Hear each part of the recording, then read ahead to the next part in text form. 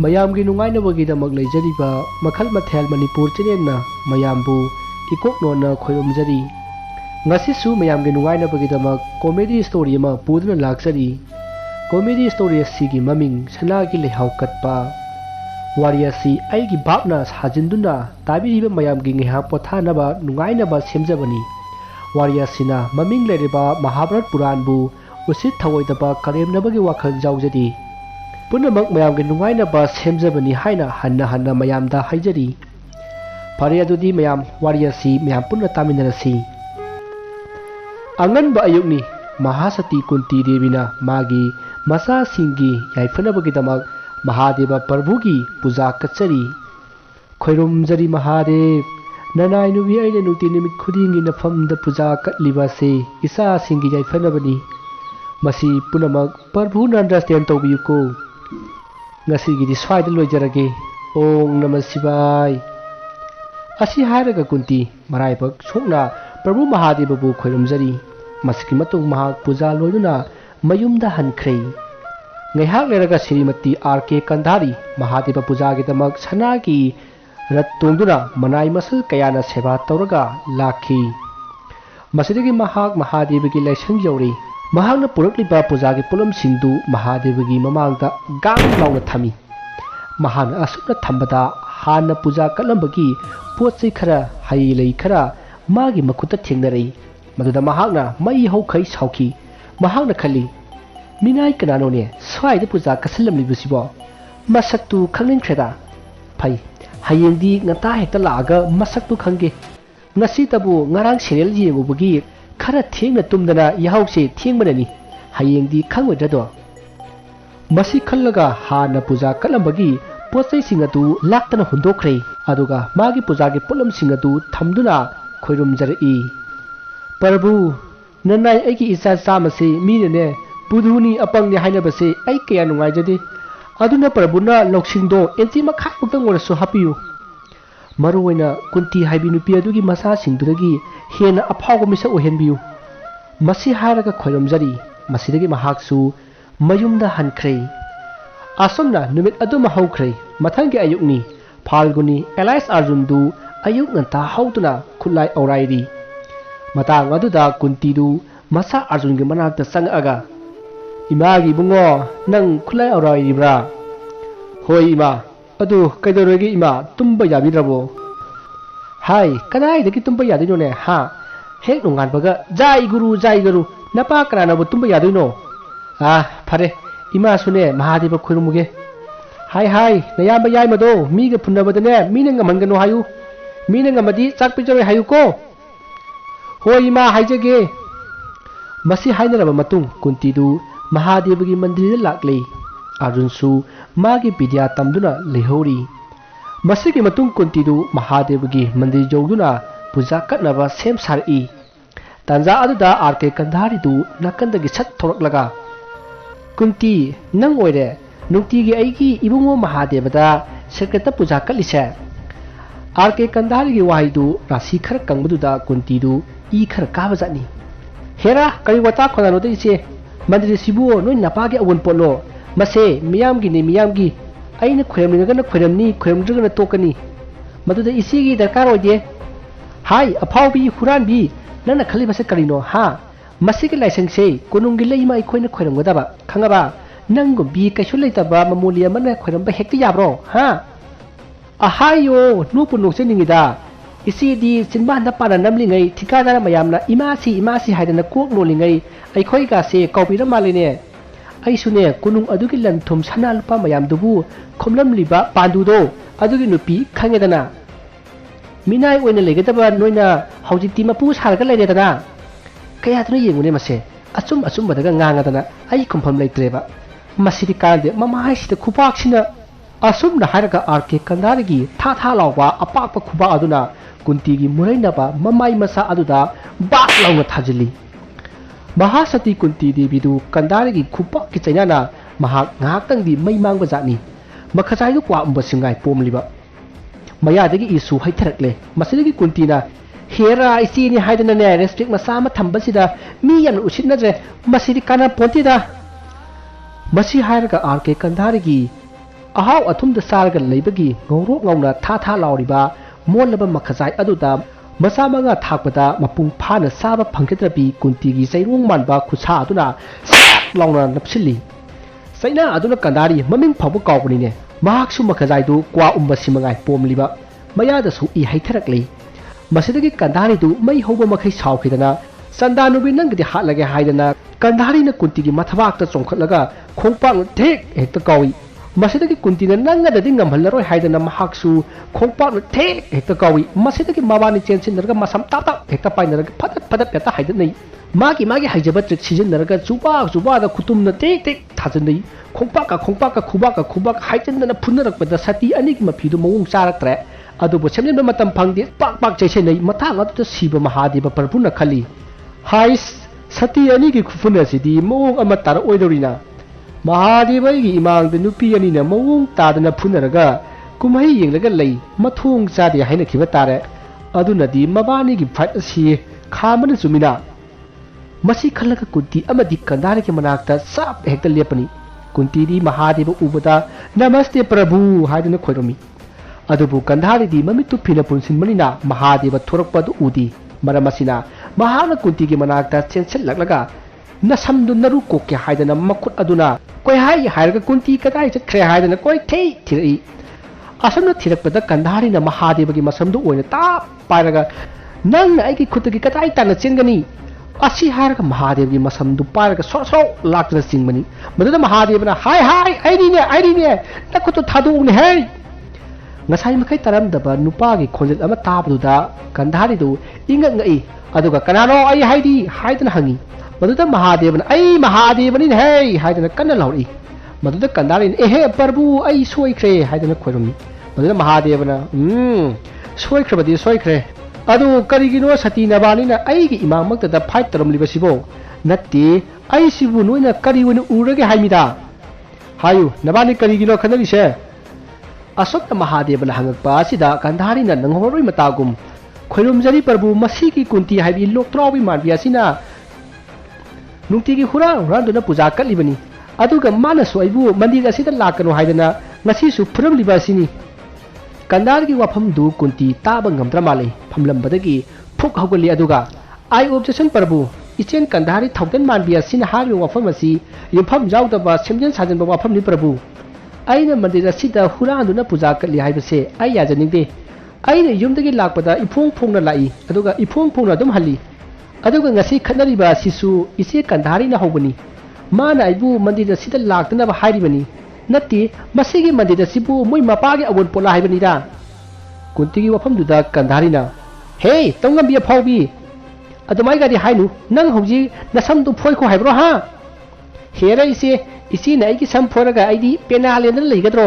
अदु वरदी पेनालेन दबि नंग हौजी तरु कोके खंगनेबा असी हाइनरगा कुंती अमदी कंदारी अनिदु फाइट तौरमदागी एक्शन अमु होरई अदुना महादेवना ऑर्डर करियो नवानी तौरिबसिबो आई मल्लै हाइबगी कलिप्तर रेस्पेक्ट थमदेबसे तोकनिये आई हायेंदगी महादेव होइबो सोयना तोकने हाइसिनी हाय नवानी पालिबसे मंदिर सिगी मपु ओइबदु नत्रा हा महादेव वहां अदुदा कंदारीना मानी प्रभु आइना पालिबसे मदुमकनी लादा सुदनबी हिंगुगी काराद्रबा मिसिंग असिगा मंदिर पुनबा तंजई कंदारगी वादुदा तुमिन लेरंबा कुंतीना इसे वागी वा चुमचुमना हाइनसिको ना खजाइना कन्ना मतु अमुकसु पोंगे हाइब्रो मता अदुदा महादेवना गाइखो आई वा हाइगे नबानी मुना तारो नबानी ना ngasi तौरिबा सिगुमना मतुंगदसु अदुम खनगदौरी हाइबसे आइदी लाइनिना लोइना खंगी फरे अइना कोइदा वाफम अमा हाइरगे हायेंगी नुमिता सनागे लेहाउ लिसिंग अमा हाइबदी 1000 कटपा ngamba सती अदुना मंदिर सिगी मपु ओइजरो फरे अदुदी अइ चक्चा मतम वरे अइगी नुपिना कोरमनी अइ चलगे हाय सनागे लेहाउ लिसिंग अमा ओके काउनिको असुमना महादेवना लाउरमगा मांख्रे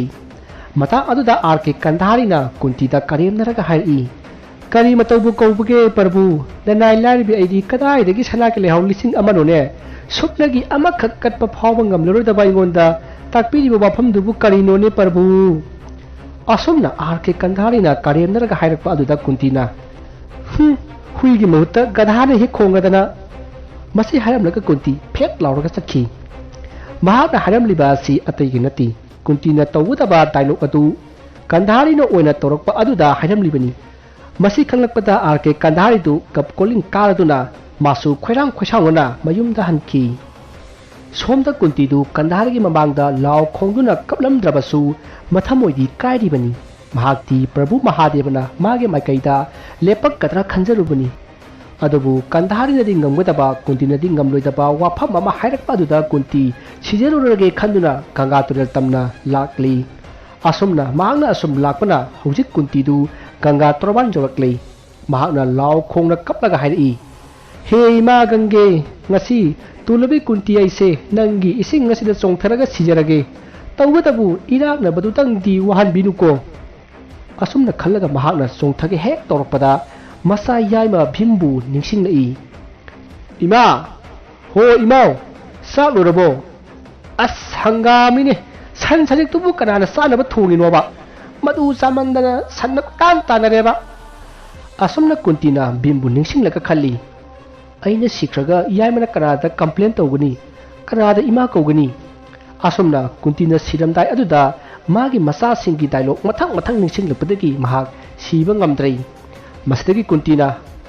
काना वाना तेदा मसे युमदा हलगे सनागे लेहावदा सोप लाइदुबु निंगबा हौनबरदा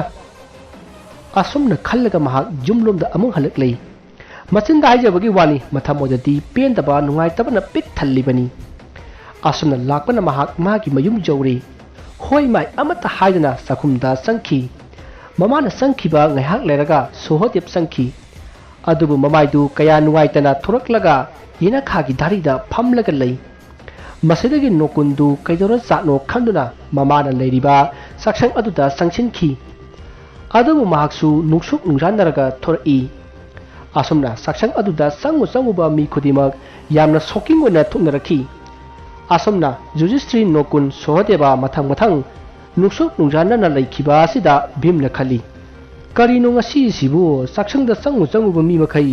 बैटरी लो तारगा थोरकलिबा सिबो आई अमुक्ता संगगा येंगोखिगे असुमना खल्लगा भीमदु सक्संगदा परप्रप संगई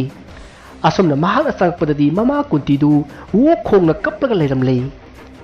सक्संग अदु कुंतीगी ममित्तगी सिंथरकलिबा मपीना सक्संग पुंगताव तावरगा लेरमी भीम सेंदे मदु खंगदबनिना सक्संग अदुदा चबुक चबुक चंगसिल्ली सक्संग अदुगे फिबम उबदा भीमना हाय सोहदे करी हाइगे दायाइमा हाय चलू नयामुंग तुजदोन होइदगे योपा अमतंग थुरबनी फगले दादा याइमा मसी हाइरमगा सोहदेबदु हाइगतना सेंखी सोमदना तुजदोनदु मागी नुसिनजबी नुपी अमगा फोनदा यामना कना वारी सेथरी वारी कना नुंगाइरिङै अदुदा सोहदेबना कोनुंगी गेटलोमदगी दादा महाराज हाइदुना कना लावरगा चेंसलई सोहदेबगी खोजलदु ताबदा तुजदोना कनानुने पबजी सानबा आंगांसिंगना गेम कारगा हरावगदौना लावना चिलैबसिबो असमना खल्लगा थुनावदगी येंथोरकपददी सुहदेबदु कोनुंगी होजंगरोमदगी होबे चेलई अदुदा दुजदोना हाय सोहदेबा कैदौरे होबे चेलादी हा यामुंग होइगी योपाक्तुबु कदोमदा लैगे अखोइगे चाक्संगदु पुंताव तावरे यारगदी योपाक्तु हाइफेता हाय कैनोने सोहदेबा नुक्साना मई हौरिबा मतम मसिदबु चाक्संग पुंताव तावरे हाइसिबो नतेने सिंटेक्स अमा करीमा लैदना मदु कायबदगी तौरिने हाइबसु नतबा नते नोइगी लिटर अहुम मरिखक चनबा नते बाल्टिनदुबु हाइदोब्रो दादा महाराज ना खंगरोय मसिगी वासे योपाक तु करोमदा लैगेमी हाय केना खादा चलु योपाक चामरिम चौवा हम लैबनी अदगी अफाबा खरा खनखो असुमना तुजदोन हाइरकपदुदा सोहदेबदु कोनुंगे यन्ना खारोमदा परप्रप चेली अदुगा लेरमलिबा योपाक मयालुदगी खरा चावपा लुम लावबा अमा खल्लगा हो दादा महाराज नलाव अमु यौजरे असुमना लावरमलगा मयुम लोमदा चेलई असुमना चेलकपना हौजिक सोहदेबदु मयुम जौरे मसदगी योपा अदु भीम सेंदा पीरगा दादा याइमा योपा सुमदा लेजरे हाइदुना योपा अदु लांसिल्ली मदुदा भीमना हा कदाई मदुनि ngसाइदगी ngaइबसे हाइदुना योपा अदु पाइरगा सक्संग अदुगी मनिंग लोमदा चबुक लाकले हाइरगा नोकचुक माइकै पांगने योपा अदुना चोप जानुना पीगी इरम सेमकपनी मतमदुदा सक्संग लैरमबा पुखम तेंको टैक्सी तेलांग कनागी कोरफु कोरफांग पुनमक ताउथरबनिदना मदगी मिकु खरगी मनुंगदा सक्संगदु पुंकंग कंगले ताउथरखिबा कोरफु कोरफांग मयामदु भीमना खुंजलुरगा सक्संगदा संगागा ममा कुंतीदा इमा इमाना ngasi asuk thamoi sokna tengthariba sibu nati kanana imabu laksaba yawi nati nasa yaima bhim aingonda haibiyu ni ma mathaba tu sagaraga hato da khongpak na kawgini ima nasa leji si ubidrabo mathwai sokna nuwaitna leiriba kuntira bhimna harekliba wafam adu tabata kuntina hai yaima swaidane wa pepe kanga kanu ko ai matha yamna sai ko खाबाई सिन नराय बकुत कंजिल अबदी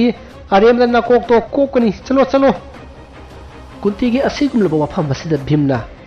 ही इमा सिदी यामना सारीना angry मुत्तल लेरीनी मसिदी ngang ba yaroi dori fare ima na so hayo yadrabani na kapo asuna laramaga bimdu yamna sauna mapanda parap thori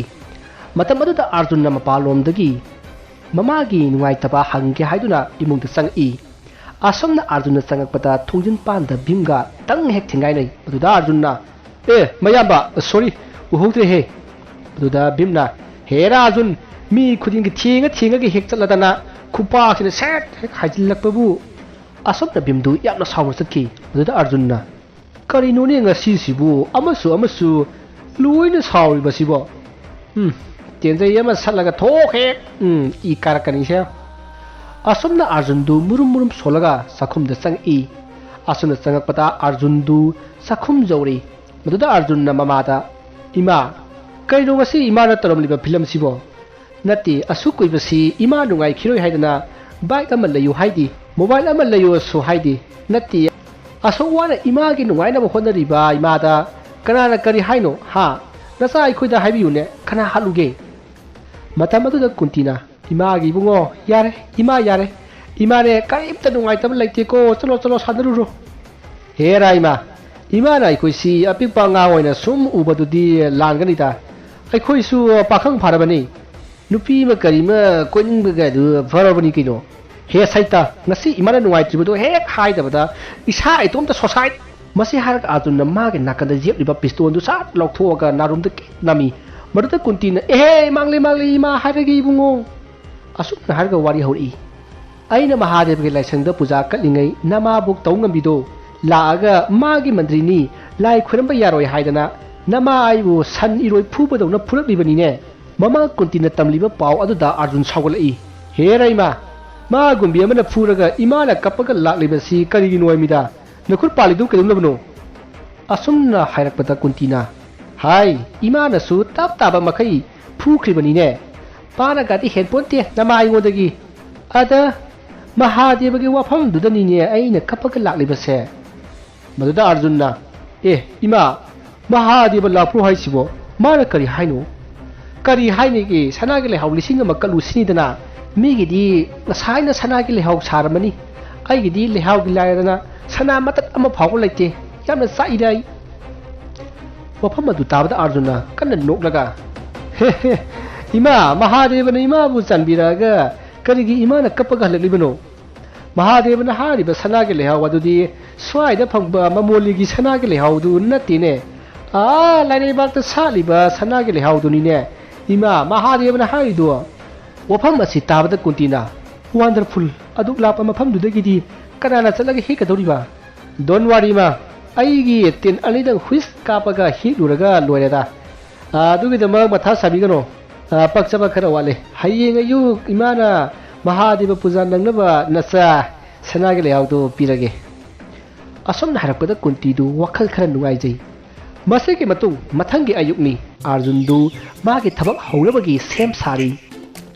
matang adu da bhimdu mapanda parap thoraklaga arjun da hey arjun nangi ready loirabra tenung liri kapa hukpa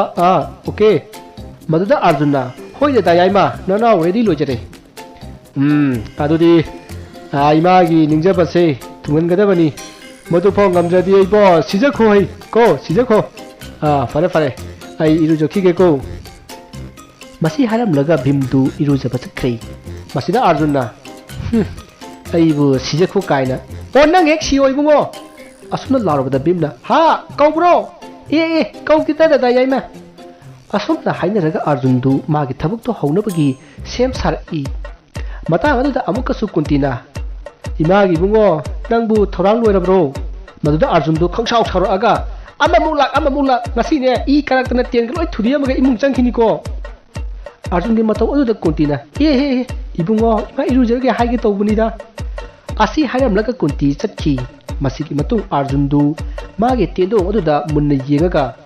good morning ꯕꯥꯏꯑꯣꯁꯇ꯭ꯔꯥ and ꯃꯅꯁꯤꯗꯤ ꯅꯈꯣꯏ ꯑꯅꯤꯕꯨ ꯑꯩꯅ ꯉꯁꯤꯗꯤ ꯊꯕꯛ ꯑꯃ ꯊꯥꯕ ꯇꯥꯔꯦ ꯆꯠꯂꯨ ꯀꯨꯕꯦꯔꯒꯤ ꯂꯩꯀꯣꯜꯗ ꯁꯥꯠꯂꯤꯕ ꯁꯅꯥꯒꯤ ꯂꯩꯍꯥꯎꯗꯨ ꯃꯗꯨ 1000 ꯑꯃꯇꯪ ꯍꯦꯛꯎ ꯆꯠꯂꯣ ꯑꯁꯨꯝꯅ ꯍꯥꯏꯔꯒ ꯑꯥꯔꯖꯨꯟꯅ ꯇꯦꯟ ꯀꯥꯞꯇꯨꯅ ꯀꯨꯕꯦꯔꯒꯤ ꯂꯩꯀꯣꯜꯗꯒꯤ ꯁꯅꯥꯒꯤ ꯂꯩꯍꯥꯎ ꯍꯦꯛꯂꯨꯗꯨꯅ ꯊꯝꯃꯤ